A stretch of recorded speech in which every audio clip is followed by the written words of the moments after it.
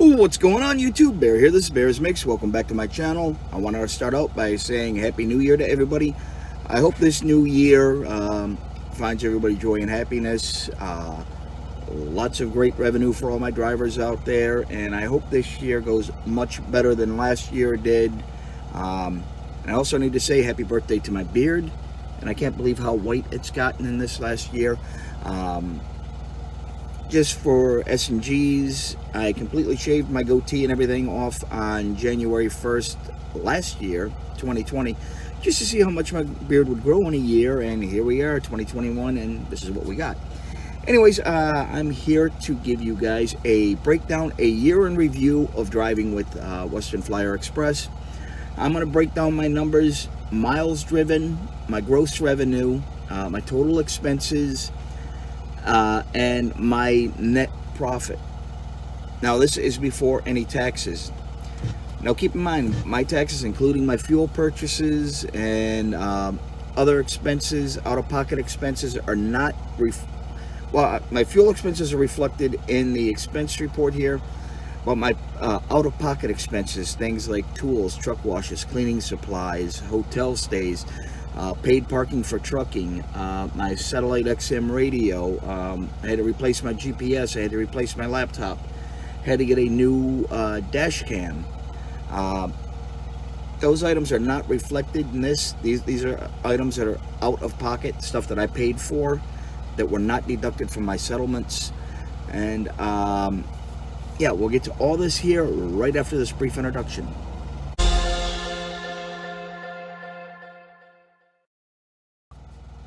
Alright guys, welcome back again. This is January 1st, 2021. This is a new year, hopefully a new leaf, and things will turn around and straighten out for this nation in short order. Now, my out-of-pocket expenses, now this does include my fuel expenses, so the numbers are going to be off there, is over $64,000 in out-of-pocket expenses and potential tax deductions. Of course, part of that $64,000 is included in my regular expenses there, but I won't have a complete breakdown for probably another 10 to 14 days until my accountant gets back to me with my P&L, my profit and loss statement for the year. Now, miles driven, I potentially have over $78,000 in tax deductions on miles alone, plus the per diem, which I'm not sure what per diem rate is for this past year. It's something I'm still trying to figure out or find out. So that's going to offset a lot of my expenses, my taxes, my mileage, and all my out-of-pocket expenses. Are going to offset a lot of my taxes. Every quarter I have come up owing zero to the IRS on my quarterly taxes because I take all my allowable deductions. Now, here we go. My miles for the year. Total miles driven from when I got into this truck, January 8th, 2020, until December 31st, 2020. Total miles, paid miles, was 100,000, rented lips, 121,221 miles. Those were my paid miles. Those were my booked miles. Of course, with my taking different routing and going out of route, a few different things. My actual driven mileage is a lot more than that. My actual driven miles is 135,648 miles. Didn't realize I went out of route that much this year, but wow. And of course that's going to affect my fuel expenses and a few other things down the road, but what I was paid for was 121,221 miles. My gross revenue to the truck for the year came out to $157,302.72. My total expenses on the truck this year are just out-of-pocket expenses, not out-of-pocket expenses, I'm sorry, deductible expenses. That's my truck payments, my warranty payments, my insurances, all that kind of stuff. Everything that's included in that 31708 that I told you guys about before. My total expenses out of settlement is $83,313.29, leaving me with a net profit to the truck before taxes of $412. Let me try this again. $57,412.65 is my total profit to the truck. Like I said, I didn't owe anything in taxes this year because I take all my deductions. I keep very accurate and accounting of everything. All my receipts get sent to my bookkeeper. And then as a backup, anytime I get back into the truck, first thing I do before I move my truck after a purchase is I jump here on my phone. I go into my QuickBooks Self-Employed app, and I enter all my expenses and anything related to any business-related expenses.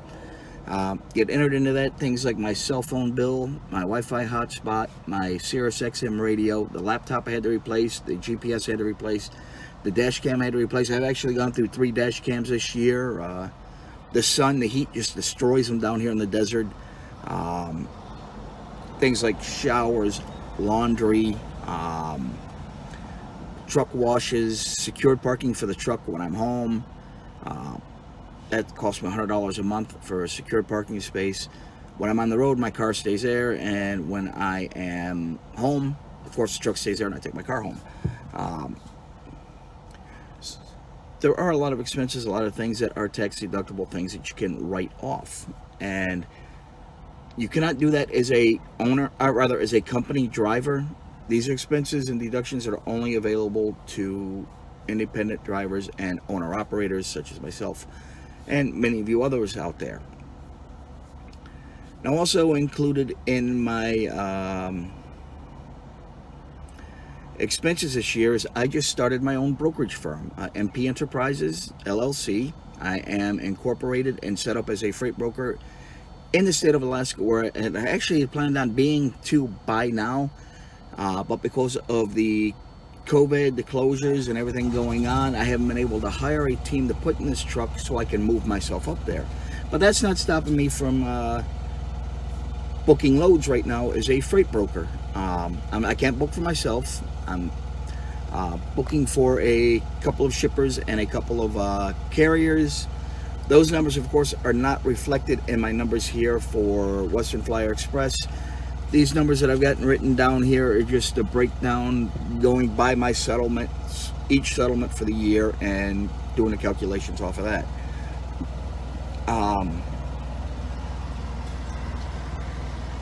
So yeah, I mean, this year so far, I've put in my pocket $57,412.65, not including my side hustles. That's not including my web hosting, my online retail stores. I have a retail store set up online for barbecue equipment and supplies. I've got an online retail store set up for homesteading and camping and gardening type stuff.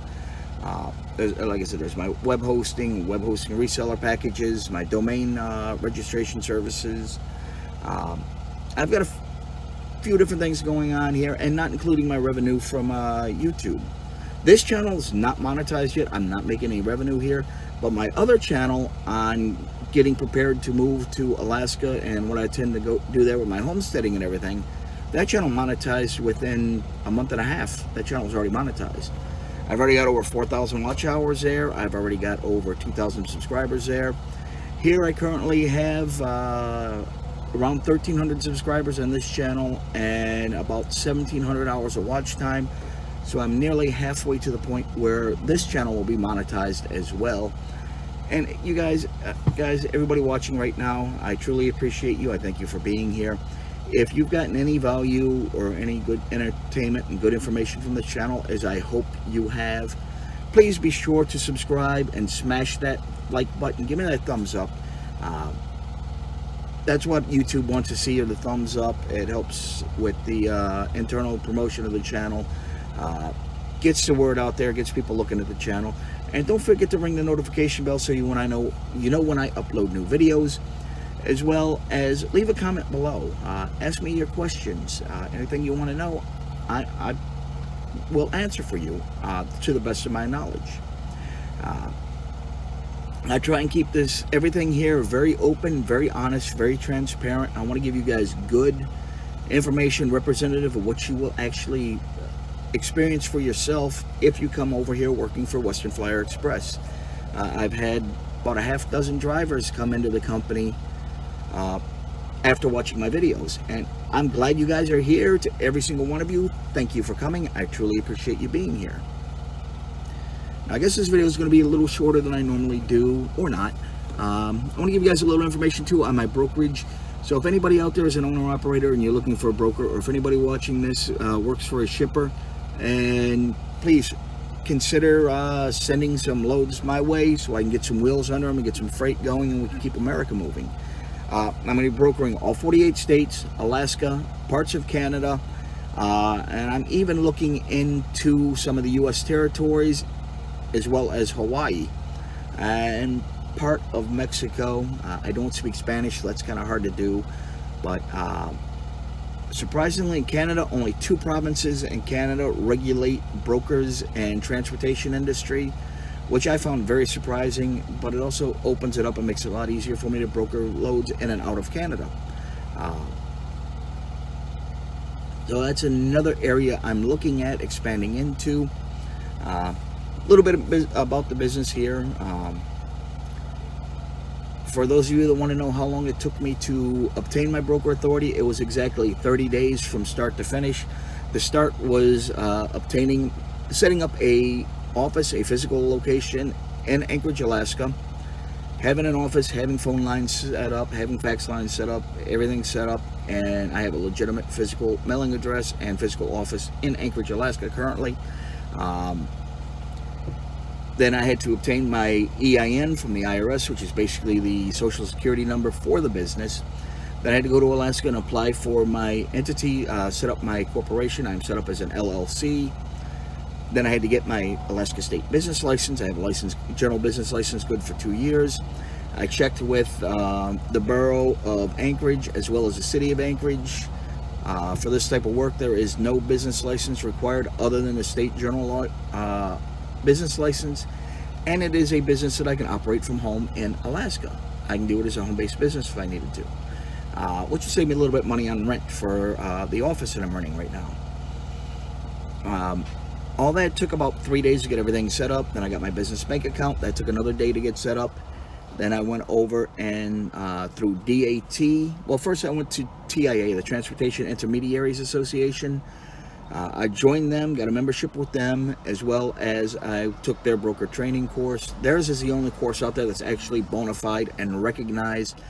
Many shippers and many carriers are members of TIA. That gives you a upper level of what's the word I'm looking for here? It shows you're legitimate. Now, it also gives you a little more credibility in the business, being a member of such an association. I'm also a member of the OOIDA, the Owner Operators Independent Drivers Association, and a little bit more there as well as the credibility goes. I'm also a registered SmartWay partner, as well as a SITPAT partner, which is the anti-terrorism program as it related to cargo and freight entering and exiting the country. So I'm registered with the federal government on that level as well. I went through DAT to file for my operating authority. I highly recommend anybody who wants to become a broker or a carrier, go through somebody like DAT, a company that's been doing this for years and does this type of work exclusively, to make sure you don't get stuck with any errors or omissions, or nothing comes up or nothing happens that is going to harm you in the future. So that was another $685. That includes my OP1 filing, my BOC 3 filing, my MCS 150 filing to obtain my MC numbers and my DOT numbers. That's all included in that price, as well as the BOC 3 filing. It took about 10 days from the time I filed that to the time I received the email confirmation that my application had been approved, accepted, and I was giving my DOT numbers and my MC number. A couple days after that, I filed my uniform carrier registration, my UCR, which is all brokers as of July 2020 are now required to have UCR filings. And then from there, I went and filed for my SCAC code, my SCAC code, and I filed my BMC 85, which is the $75,000 trust set up as a bond which you're required to have to be a broker. For a carrier, it's $100,000 minimum bond or trust. Got that all set up. That was another $850 every quarter on that. I'm not going through all the numbers on this. I mean, I cover this all in another video on my channel on freight brokering, my official business channel. I'll leave a link to that below in the description for you guys if you want to check that out. It's a long video. It's a 2-hour long video. It's actually a movie on the process of becoming a freight broker and setting everything up. But yeah, it took me 30 days to the day from start to finish to obtain my brokerage authority.